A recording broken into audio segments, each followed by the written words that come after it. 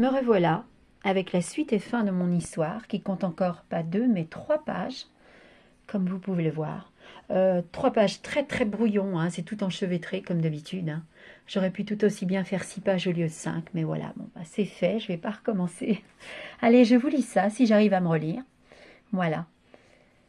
Comme dans ce placard où il souhaite très fort être invisible, pour qu'on lui fiche la paix. Vraiment très fort. Si fort que la porte s'ouvre et il entend. Il n'y a personne, il n'est pas là. Il ne sait pas quoi en penser.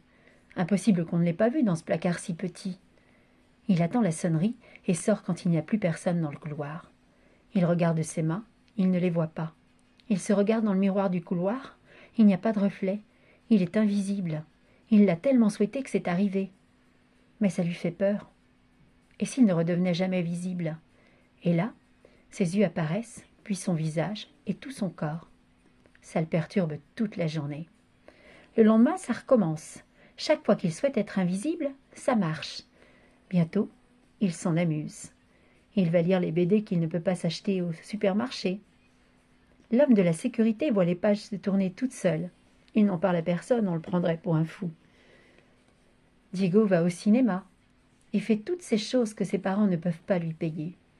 Il vole des bonbons à la boulangerie, un gâteau à la pâtisserie. Son père serait furieux. Il n'y a pas de voleur dans la famille. Mais c'est qu'un gâteau et quelques bonbons. Il ne fait rien de mal. Quand la prof cherche quelqu'un à interroger, hop, plus de Diego. Sa vie a changé. Elle est plus drôle. Comme quand il attache les lacets à un pupitre. C'est tellement mieux d'entendre des rires qui ne sont pas pour lui. Et puis, il y a ce garçon qu'il regarde et sourit, comme s'il l'avait vu faire. Mais c'est impossible, il était invisible.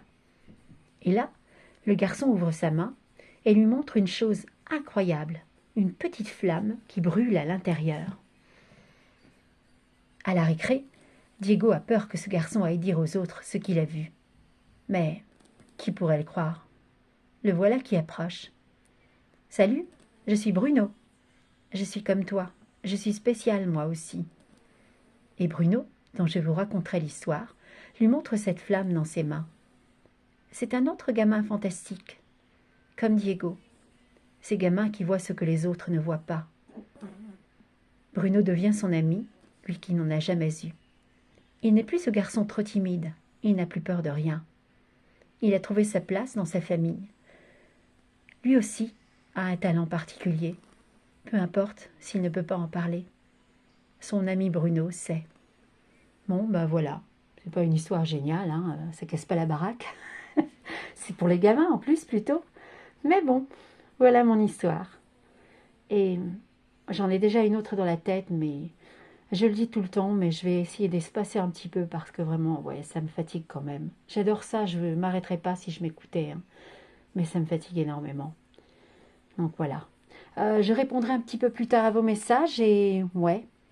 Et je vous aime et bisous à tous et très très belle journée et à je sais pas quand. Salut!